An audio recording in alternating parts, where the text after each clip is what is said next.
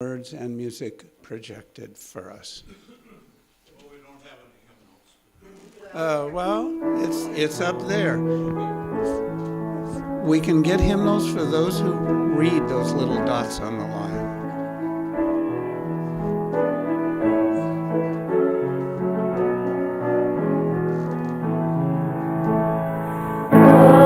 Sing a song with me.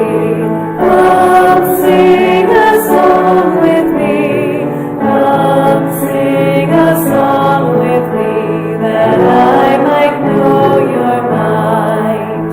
And I'll bring you home when hope is hard to find. And I'll bring a song of love and a rose in the winter time. Come dream a dream with me. Come dream a dream with me. Come dream a dream with me, that I might know your mind. And I'll bring you home when hope is hard to find.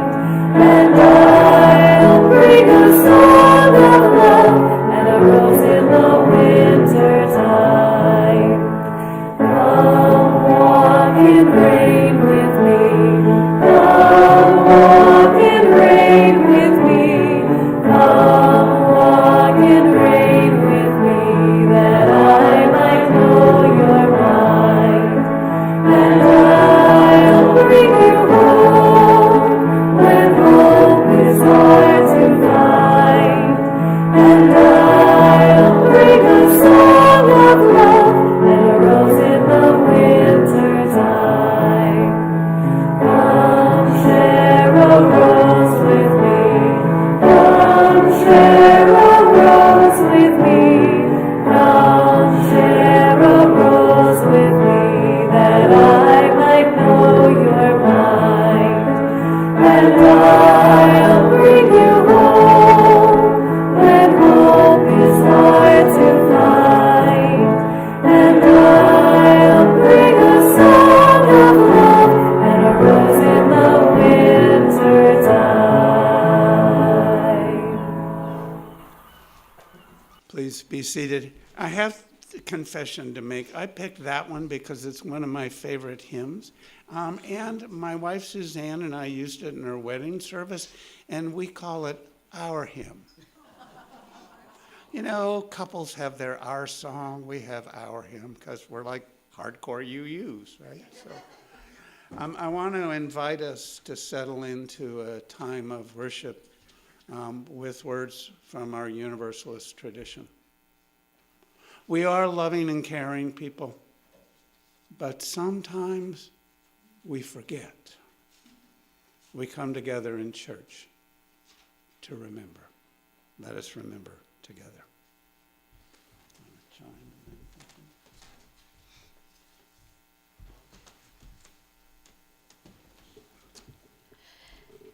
Good morning.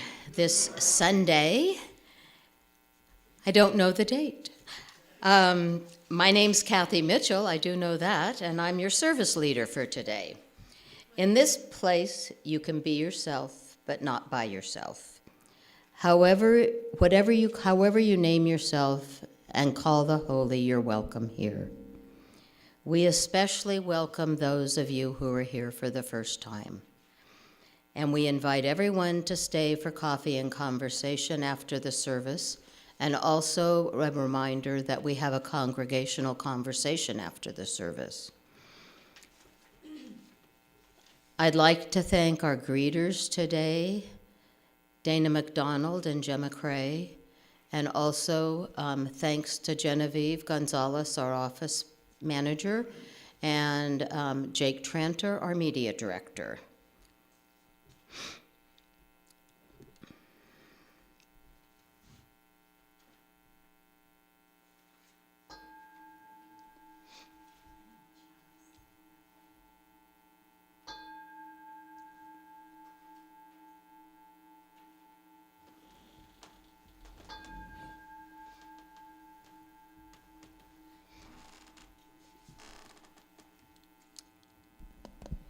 We strike the gong 3 times, once in memory of those who have come before us, once for those who are here today, and a 3rd time for those to come in the future. And we begin our chalice with our chalice lighting this morning, autumnal welcoming. I'm by Sarah Gertie McNeil, adapted slightly. Come in from the crisp morning air outside. Come in wearing the autumn sunlight on your face. Come carrying the turning of the seasons in your heart. Whatever and however the greatness of life is speaking to you now. You are welcome here in our circle of friends.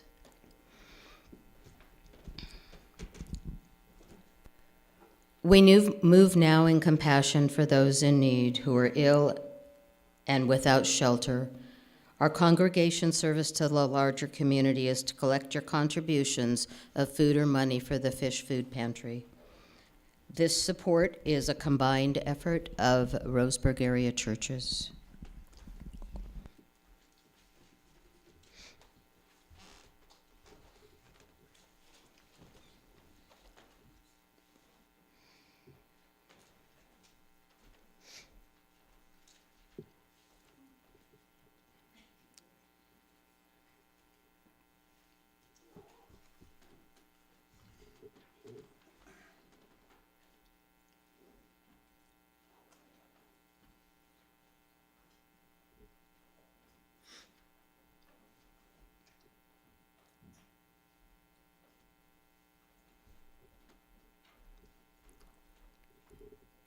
Thank you for your contributions, which will be put to good use.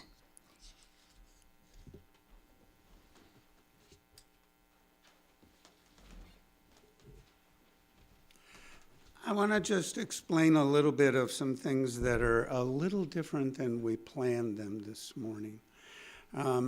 The call to worship I just offered as opening words, and we're going to move into what would normally be a time for me to share a story. Well, Sean shared with email an awesome version of He Set a Story to Music, so he was going to share the story, but he's not well today. And it was one more reminder that life is what happens when we're busy making other plans. So the story is a recorded version of that same story with the slides. So Jake, we're ready for Change Sings. I can hear change humming in its loudest, proudest song. I don't fear change coming, and so I sing along. I scream with the skies of red and blue streamers. I dream with the cries of tried and true dreamers. I'm a chant that rises and rings. There is hope where my change sings. Though some don't understand it, those windmills of mysteries, I sing with all the planet and its hills of histories. I hum with 100 hearts, each of us lifting a hand.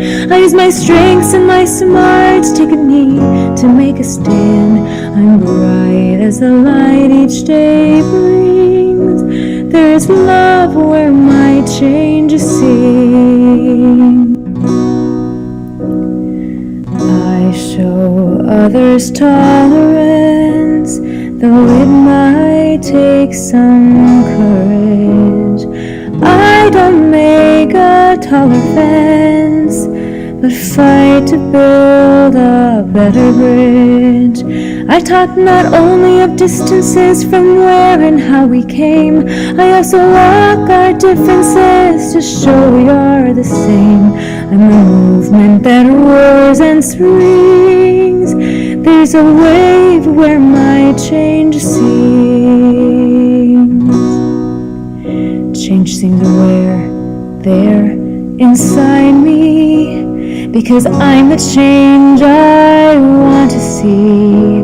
As I grow, it grows like seeds. I am just what the world needs. I'm the voice where freedom rings. You're the love your bright heart brings. We are the waves starting to spring, for we are the change we see. We're what the world is becoming, and we know it won't be long. We all hear change strumming, won't you sing along?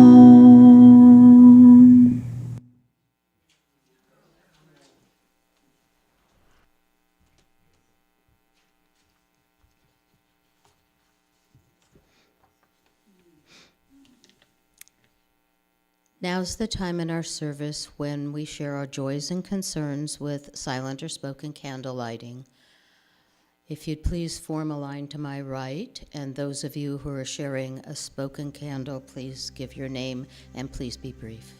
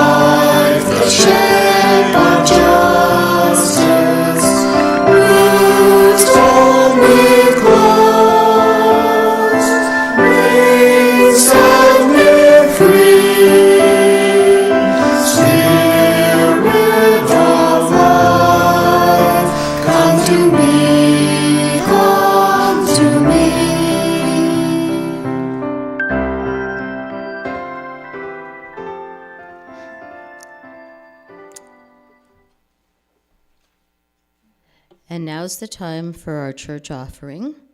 The offerings, the sacrament of the Free Church, were supported by the voluntary generosity of all who attend here.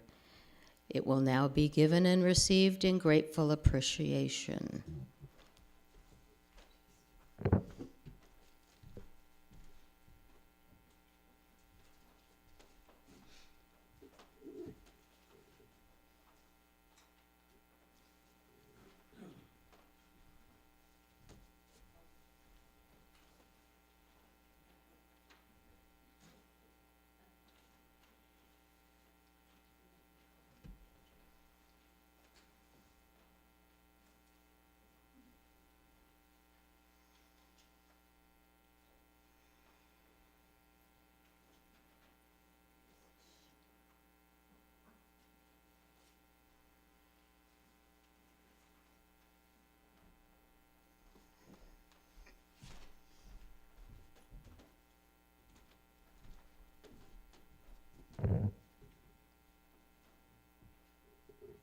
For the gifts we have received, may we be truly grateful, and may we be committed to using these gifts to make a difference in the world and in our community.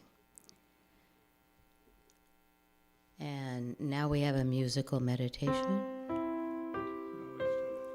From you I receive, to you I give, together we share, and from this we live. From you I receive, to you I give, together we share, and from this we live.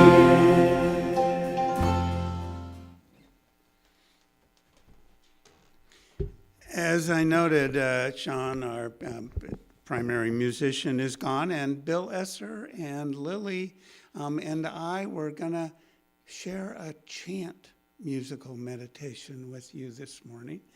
Bill and Sean are not feeling well, and Lily and I aren't quite sure we're going to get there. As I described to her, it has some high notes that I can barely reach, and when I reach them, I'm not sure I'm actually found the note. So we found a recording from an online presenter, Copper Woman. I will share the words briefly. I learned it in a UU summer camp that I attend.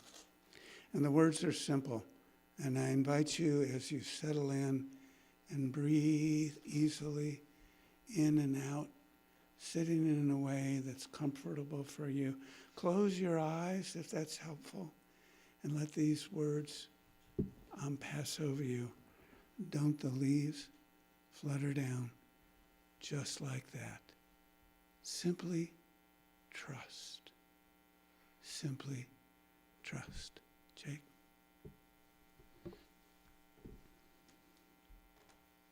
Simply trust. Don't the leaves flutter down just like that? Simply trust. Don't the leaves flutter down just like that? Simply trust. Don't the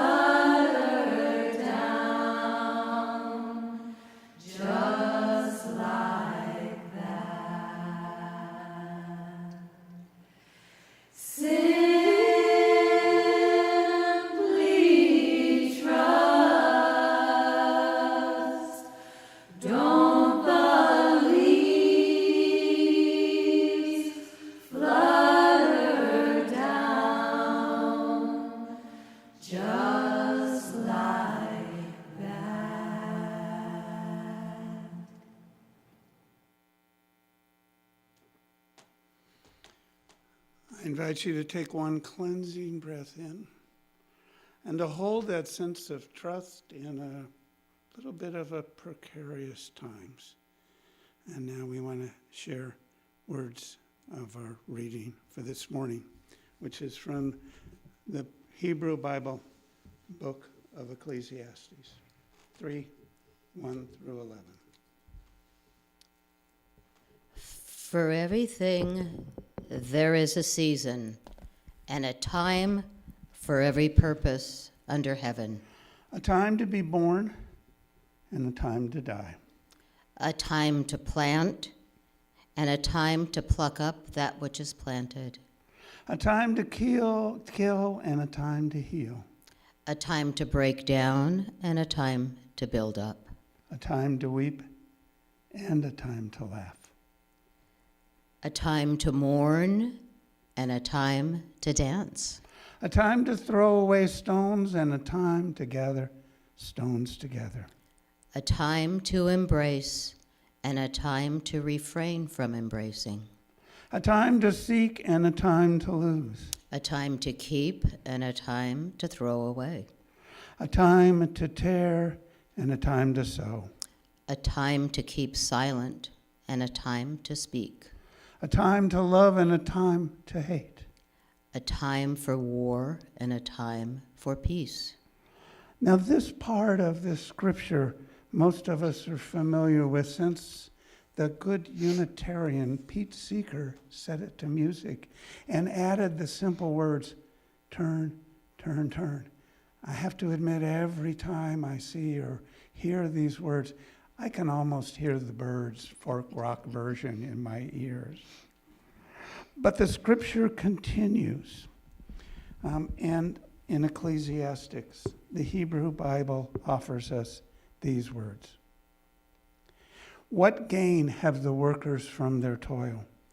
I have seen the business that God has given everyone to be busy with. He has made everything suitable for its time. Moreover, he has put a sense of past and future into the minds.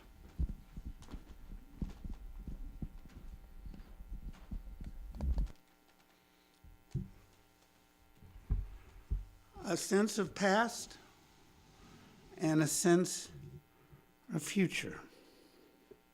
Now, that knowledge, the scripture tells us that understanding of the turning of the cycle of the seasons and the continuation of time is a gift.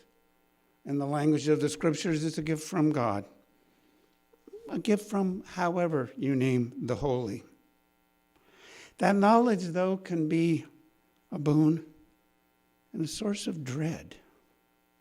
We hope and we worry. We have longings and we have regrets. Now, while an awareness of the past can help us to learn and not repeat past mistakes, too much focus on the past can fill us with regret and recriminations, directed both at ourselves and at others. If only I had, if only they had, then my life would somehow have been better, richer, fuller. The future also beckons to us and can fill us with dread or inspire us as we see before us the bright light of hope. In the darkest of nights, we know that the dawn will come. Even in the darkest and shortest days of winter, we know that spring and summer will come again. This week, as I look ahead to the upcoming elections, I am filled with hope and dread. Dread about what ifs that may well surface if a would-be autocrat is elected as president of this country. Calls to make America great again are a call towards a renewal of past abuses and marginalization of women, of people of color, of immigrants, of LGBT folks, of any might criticize or oppose theologically narrow Christian nationalism. It's a call to take us back towards some mythic better time back then. We hold such visions of the shadows and past that may reappear in our minds. We worry too about what backlash might occur if the candidate who lifts up hope for a new, progressive, and more inclusive future prevails. How will that play out? We hold on to hope, but not too tightly. We must hold it gently. We remember how in 2016, so many of us were looking forward to an America that was at long last willing to elect a woman as president. As we all know, that was not the case back then. And what followed over the next 4 years was a challenging time for many and for the well-being of the planet itself. This week is a challenging time. This next couple of weeks particularly can carry a deepened sense of anxiety. I find myself swinging back sort of schizophrenically back and forth between hope and profound despair about the election and what might follow. And then I take a deep breath and I look out the window, and what I see there helps to ground me in this precious present moment. And the despair about the elections is lightened as I remember that this too shall pass.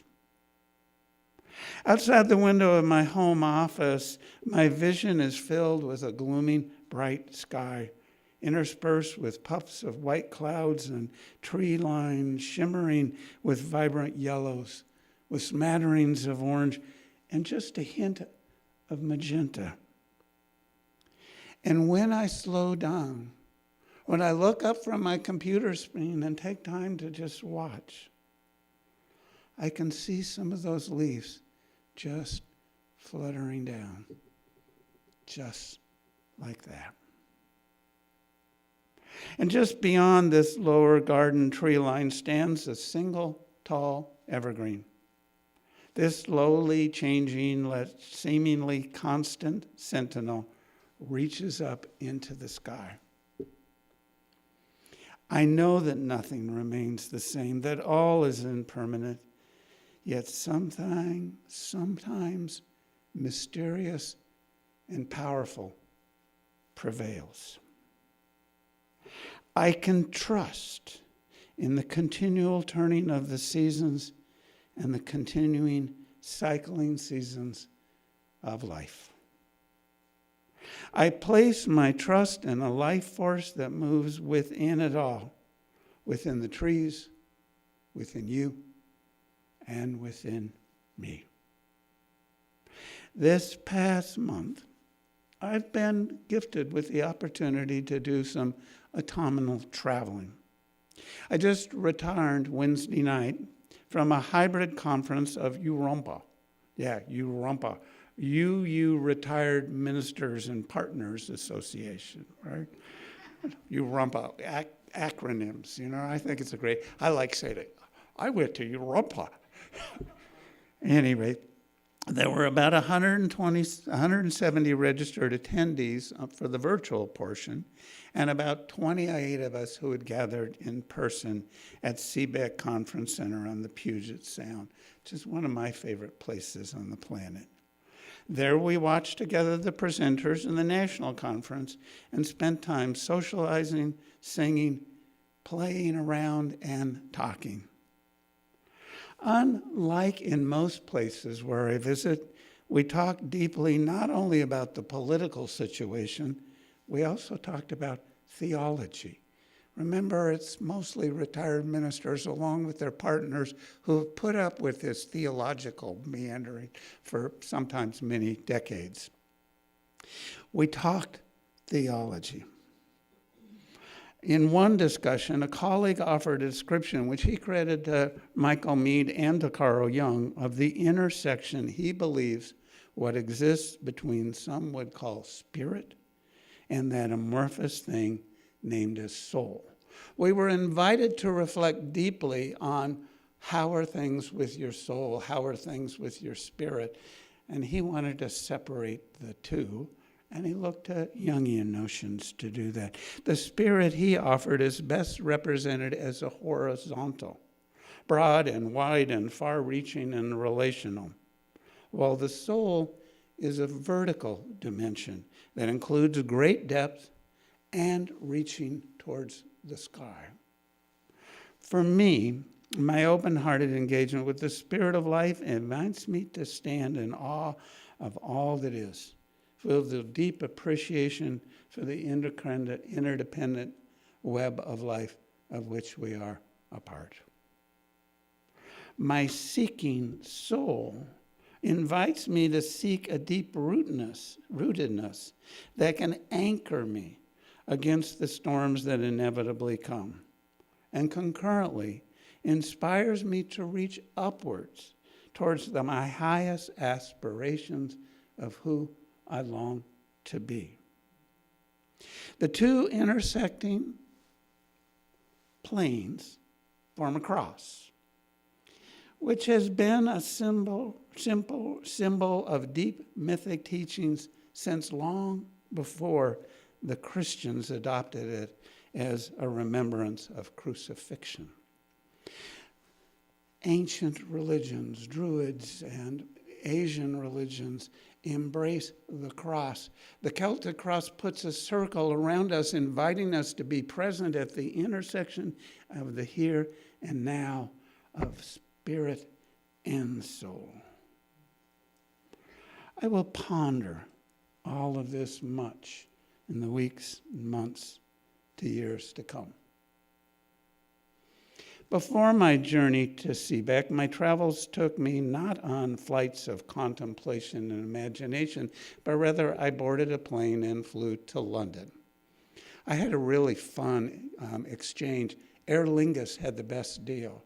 So I spent an hour going and 2 hours going back in the Belfast, boy, the Irish would never forgive me, the Dublin airport. I know, I was like, whoa, wait a minute. I was in Ireland, not in Great Britain. Let's be really clear about significant difference.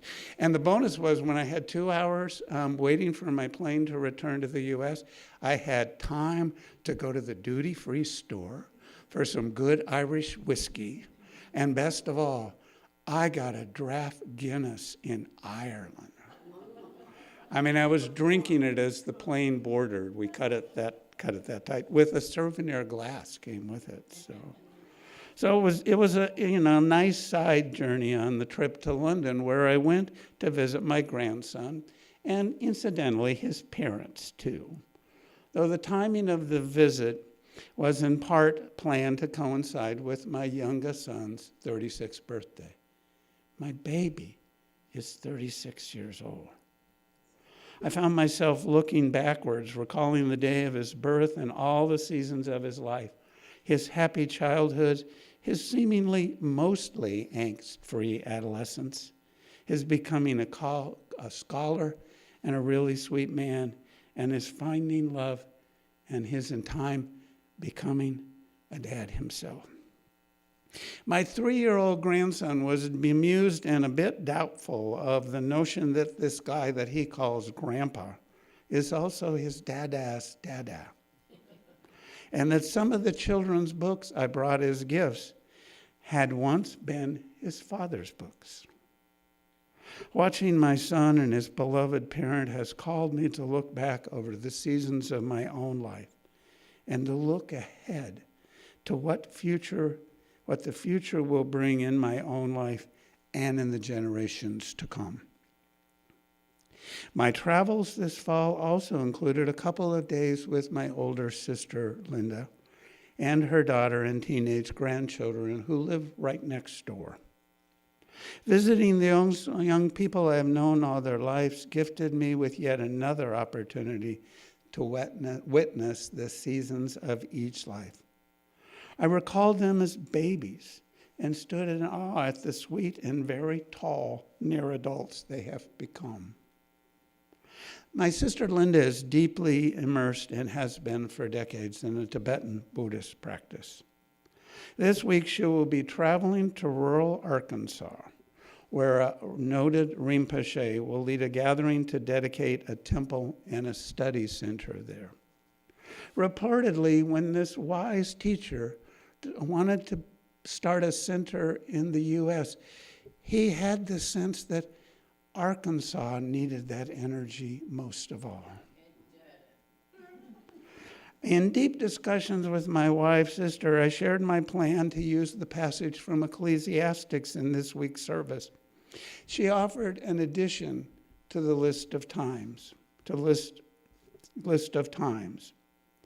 She would add a time to preserve, and I would add a time to consume.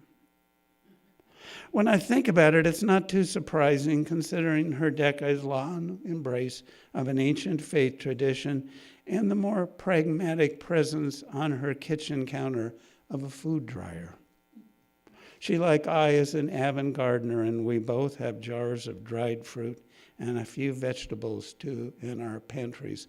And I brought some jam to share with the bread after the service. We also both love to cook for others. That's why I did the bread. It wasn't about you. I love to do it. You know? Well, it was mutual, I hope.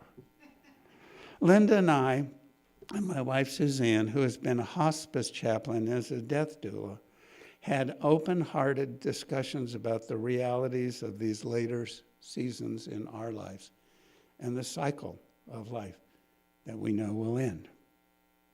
We shared our health challenges and acknowledged the truth of our declining capacities.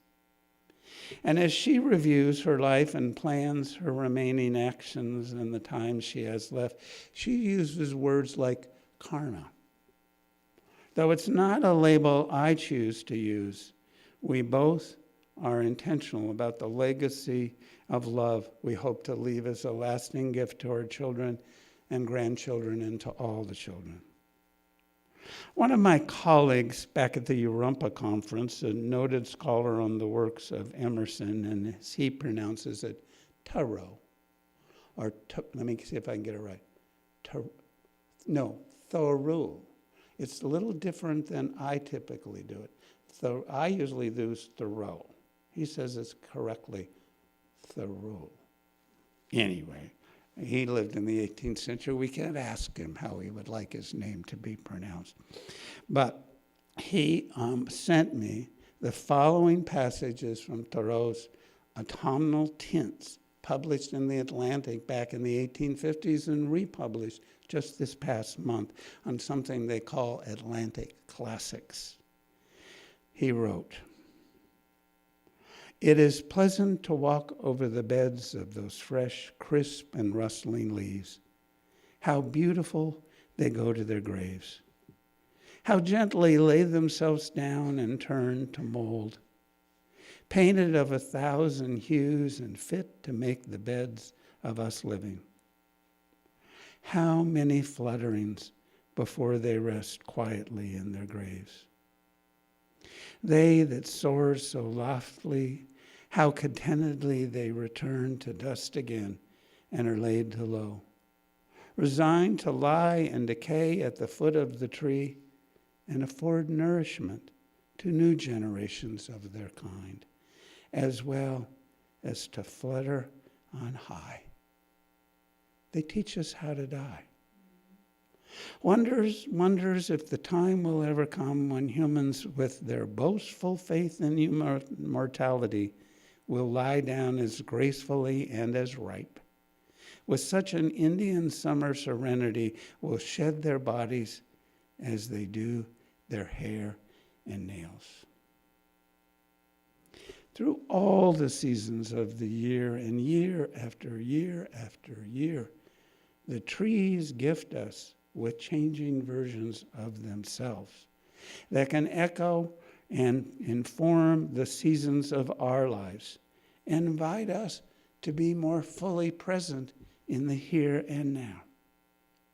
The buds that slowly unfold in early spring, the beautiful blossoms that emerge as the days grow longer. What lovely harbingers of hope. The fruit that comes to us throughout the summer, from cherries and plums to apples, offers a bounty that sustains us and invites preservation. The gifts of transformation that autumn declares in the silence of quiet contemplation and presence that comes in winter.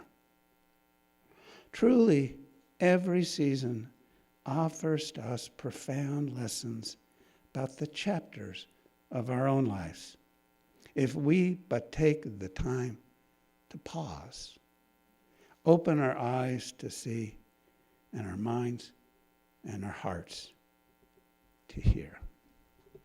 I've asked Kathy to help me. We've got that basket there, if you wouldn't mind distributing those.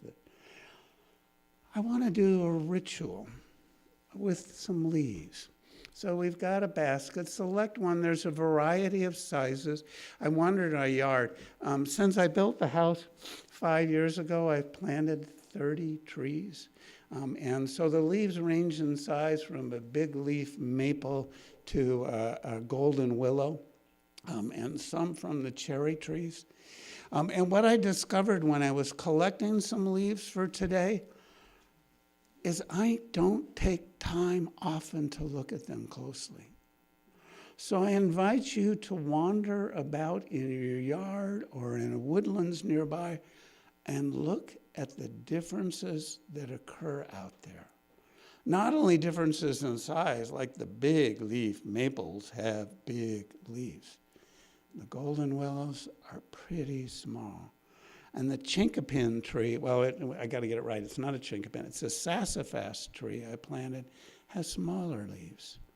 And the red maples that are red through the summer quickly go to brown, as though they feel like they've given me enough gift of beautiful color as they come to the end of their time.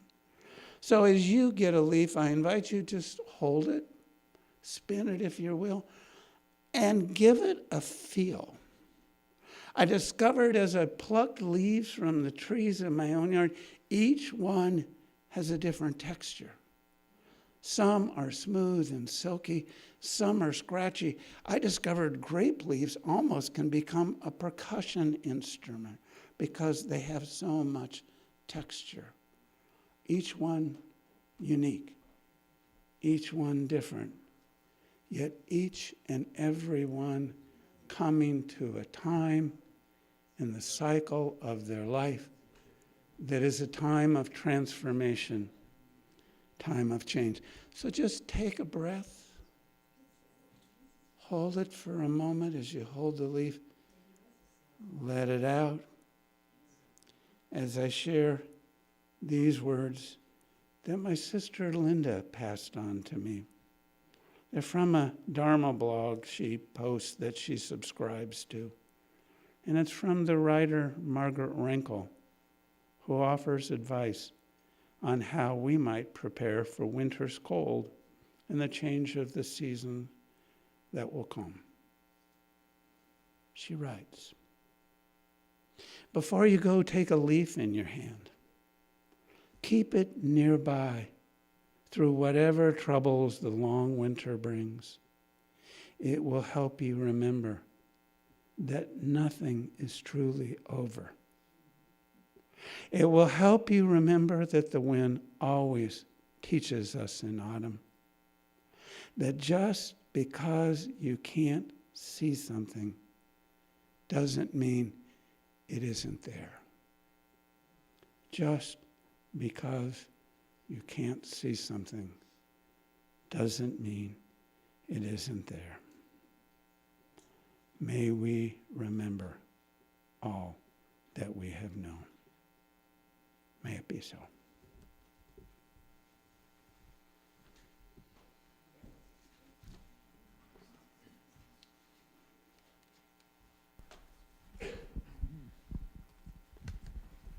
And now is the tradition of this congregation is a time for words if you choose to share them, and reflections on what may be moving for you.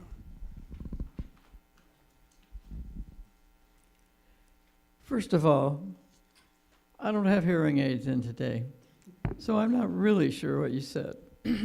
But when I took this leaf out and I felt it with this left hand, I couldn't feel, and it made me realize, oh, those fingers can do, but they don't feel. And so I touched it with my other hand, and I could feel the leaf. So whatever change is happening for me, I need to remember some things look like they work, but they don't. And some things do work. I have to remember what's what.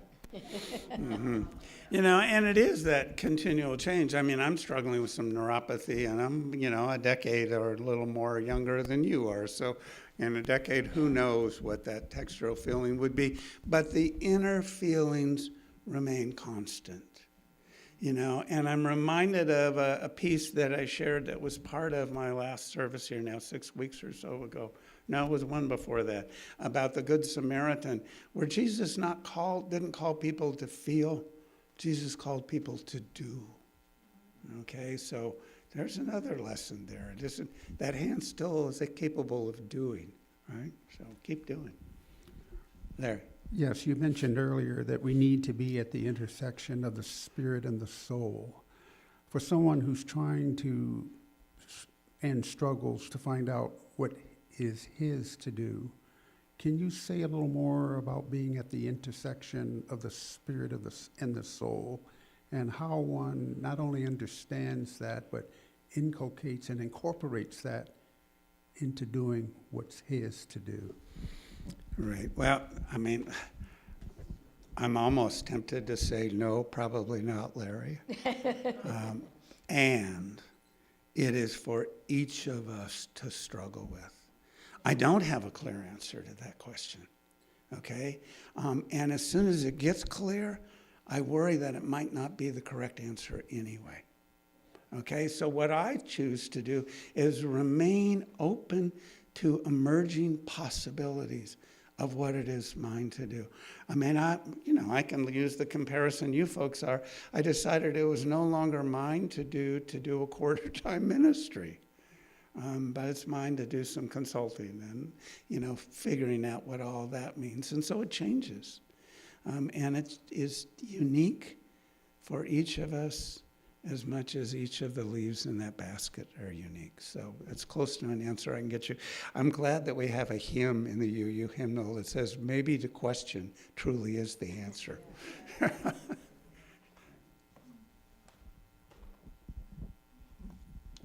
And actually, that attitude is part of why I'm here, and not in some other congregation up the road. So, I just wanted to let you know that I completely understand how you might not be able to see it, but it is there, which is exactly what an atom is. absolutely. You have the nucleus and the electrons and the protons, and we know that information. We know, but yet again, you cannot see it. So, I just wanted to say I understand that, and thank you for putting that out there. And physics has some things they can't fully define because there's some subatomic particles, we can't see them. And there are some macrocosmic kinds of things in larger, physics that we can't fully see either. And yet, we know.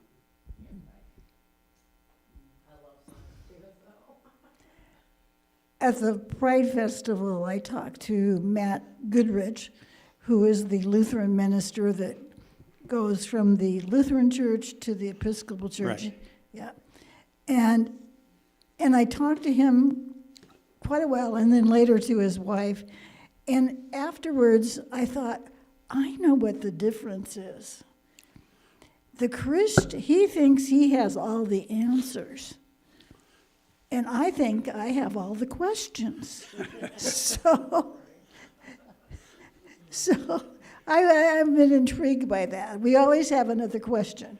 And my husband always has another question, and I have to limit him. I say, you can't ask me any more questions. That's it. So. Right. Well, and having spent time, as I've shared, in lectionary study groups and other settings with our Christian colleagues, you know, particularly when they're not standing up here in the pulpit, they mostly question too. But they stand up here and sometimes think, well, this might be an answer that comes from a pretty good set of books. I mean, one of the things that I look at as differences, you know, some people describe themselves as people of the book. I describe Unitarian Universalists as people of the books. Lots and lots and lots of books. But the reality is the Bible is not a book. It's a library. It's a bibliography. It's a collection of a book. Each, you know, gospel account, each book of the Hebrew Bible are separate stories from separate authors. So it's another way to look at it. But yeah, we do a lot more questioning. I'm a walker and walk with people, and we've been commenting on the beauty of the leaves falling and talking about that beauty. And we kind of looked at each other and said, this is such a good example of the beauty of change. So that was one thing. The other, I wanted to make a comment about feeling dread and despair.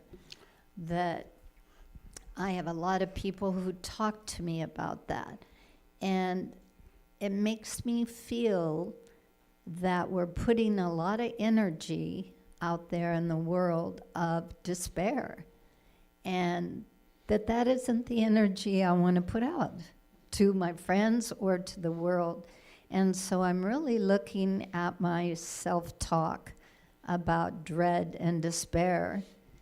And underneath that self-talk, there's some emotion. And I think that's what I have to connect to.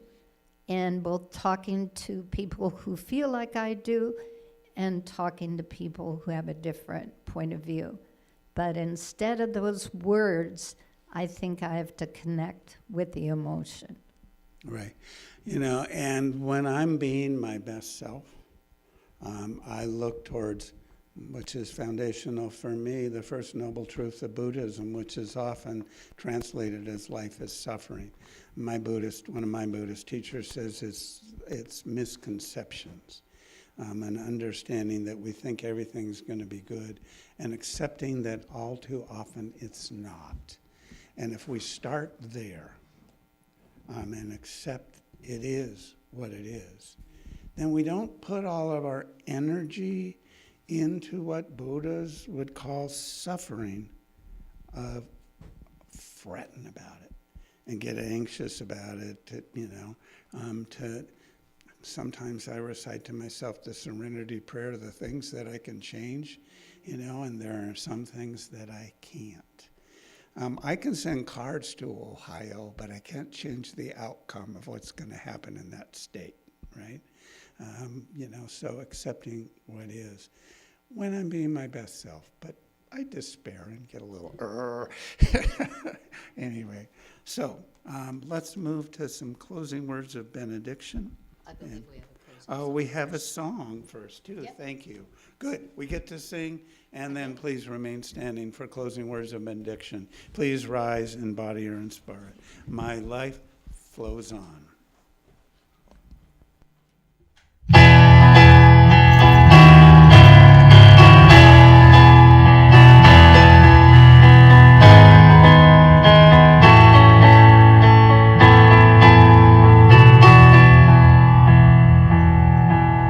My life flows on in endless song above earth's lamentation. I hear the rear, the far-off hymn that hails a new creation. Through all the tumult and the strife, I hear the music ringing. It sounds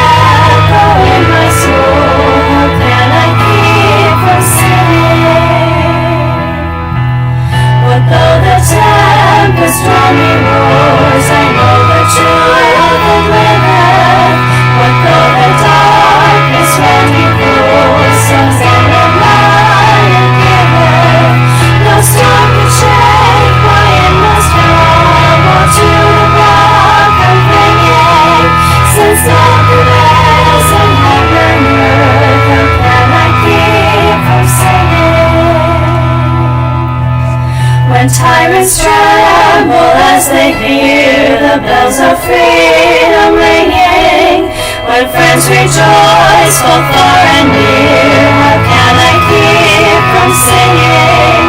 To prison cell and dungeon while our thoughts to them are ringing, send friends with shame or undefiled, how can I keep from singing? How can I keep from singing?